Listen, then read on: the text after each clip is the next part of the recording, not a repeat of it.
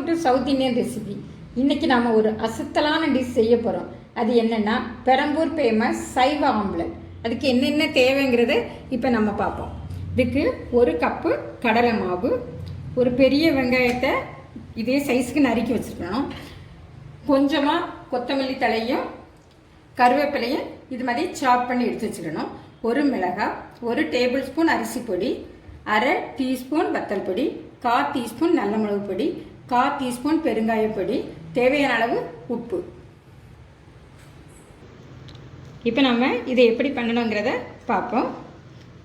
1 cup கடலை மாவு போடுவோம். அதுக்கு பிறகு ஒரு பெரிய வெங்காயம் வெட்டி வச்சுருக்கோம், அதையும் இதில் போடுவோம். இப்போ கொத்தமல்லியை போட்டுருவோம். அப்புறம் கருவேப்பிலை, மிளகாய், அரிசி பொடி, வத்தல் பொடி, நல்ல மிளகு பொடி, அப்புறம் பெருங்காயம். இப்போ தேவையான அளவு நம்ம உப்பு சேர்த்து நம்ம கையால் கொஞ்சம் மிக்ஸ் பண்ணி எல்லாத்தையும் விட்டுக்கிடுவோம். இப்போ நம்ம 1 டேபிள் ஸ்பூன் எண்ணெய் விடுவோம்.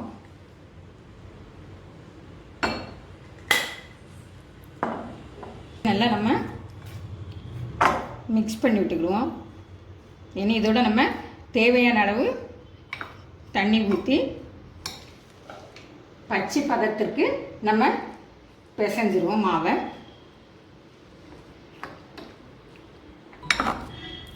இப்போ நம்ம இந்த கன்சிஸ்டன்சிக்கு நம்ம மிக்ஸ் பண்ணிட்டோம். இப்போ இனி இந்த ஆம்லேட்டை போட்டு எடுப்போம். இப்போ நம்ம தோசைக்கல்லை சூடாக்கிட்டு இதில் கொஞ்சமாக எண்ணெய் தடவுவோம். இனி இந்த மாவை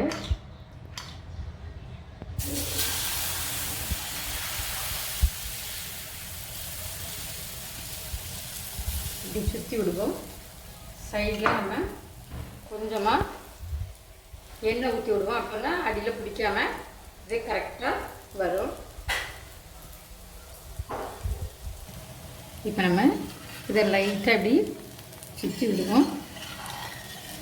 இனி இதை கொஞ்சம் திருப்பி போடுவோம்.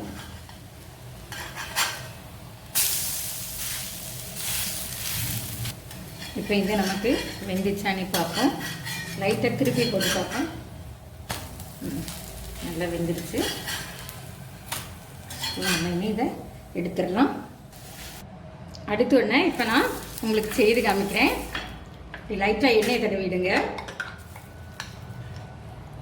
இப்போ ஆம்லெட் கலவை அதில் இருக்குது. சுற்றி நம்ம எண்ணெயை விடுவோம். அப்போ தான் அது சைடில் கருகாமல் இருக்கும், ஒரே போல் வேகும். இப்போ இதை நம்ம மாற்றி போடுவோம்.